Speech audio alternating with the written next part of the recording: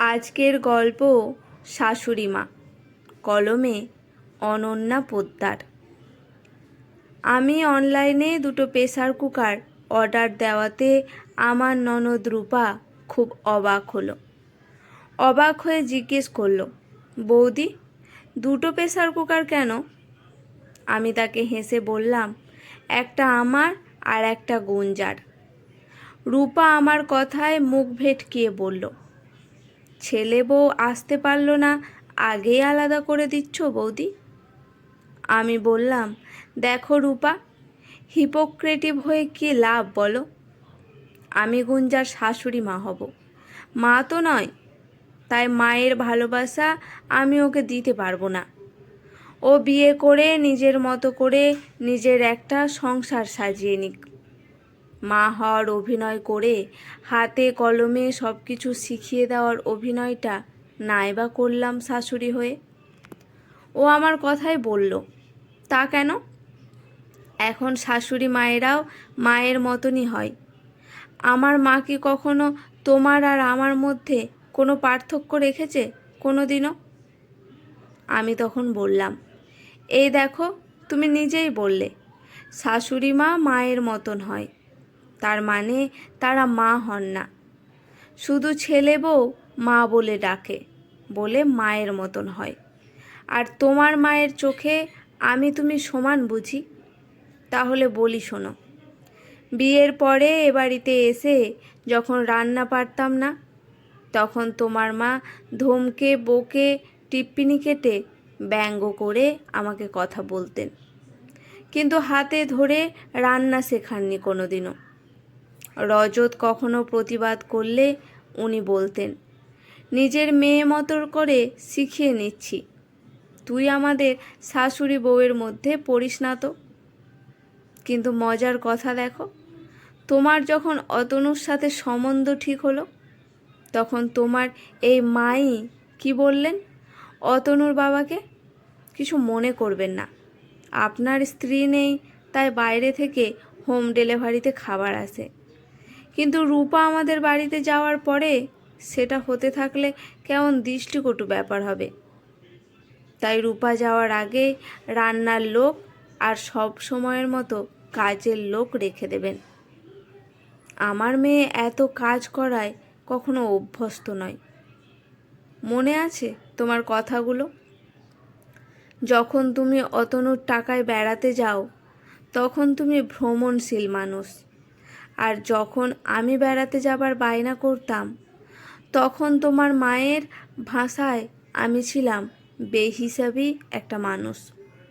তাহলে বলো, শাশুড়ি মা কী করে মা হলেন? যখন তুমি পুজোয় মায়ের চেয়ে দামি শাড়ি কেনো, তখন তোমার মায়ের ইগোতে লাগে না, কিন্তু যখন আমি কিনি তখন তার অপমানে লাগে, সে তুলনামূলক কম দামের শাড়ি পেয়েছে বলে। কিন্তু দেখো, বিপরীতে আমার মা বলতো, বয়স হয়েছে আমার, আর অত দামি শাড়ি পরতে পারি না, তুই আমাকে একটা ছাপার শাড়ি কিনে দিস, আর ওই টাকায় তুই একটা ভালো ভালো দেখে চুড়িদার কিনে নিস।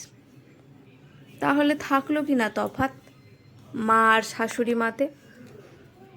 তোমার যখন ছেলে হলো, তখন আয়া রাখতে তোমার মাই বললেন অতনীকে, অথচ আমি চাকরি করার পরেও, বুবুন হওয়ার পরে তোমার মা আমাকে একটা আয়া রাখতে দেননি।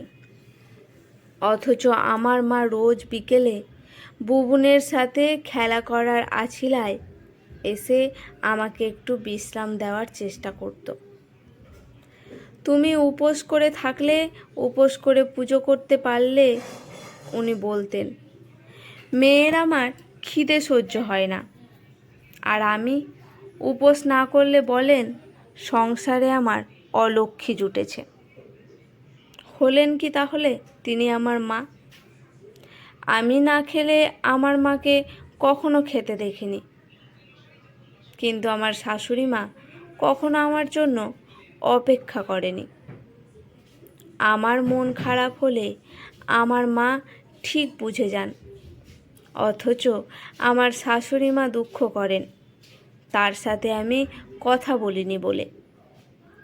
আমি যখন কোনো কাজে ব্যর্থ হই তখন আমার মা আমার মনের জোর বাড়ান পরের বার জিতব বলে।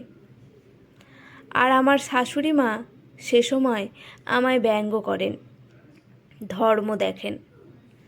তোমার ভুল ত্রুটিগুলো ছেলে মানুষই, আর আমার ভুল ত্রুটিগুলো গহিত অপরাধ।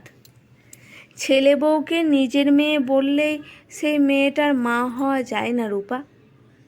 মা কখনো সন্তানের প্রতিদ্বন্দ্বী হয় না, কিন্তু দুঃখের বিষয় শাশুড়ি মা তার ছেলে বউকে সেটাই মনে করেন।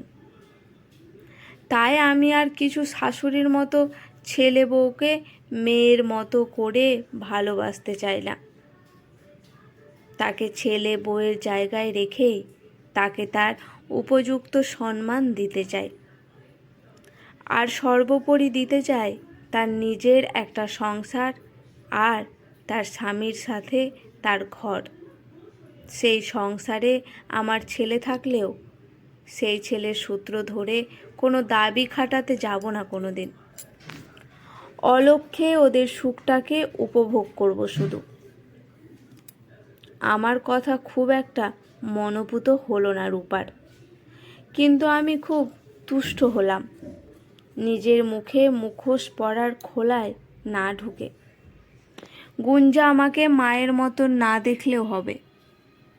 ওর মা ওর জন্য যা করেছেন আমি তা কোনোদিনই করতে পারবো না, কিন্তু তাই বলে গুঞ্জার সাথে আমার ভালোবাসার সম্পর্ক থাকবে চিরকাল সেটাও না।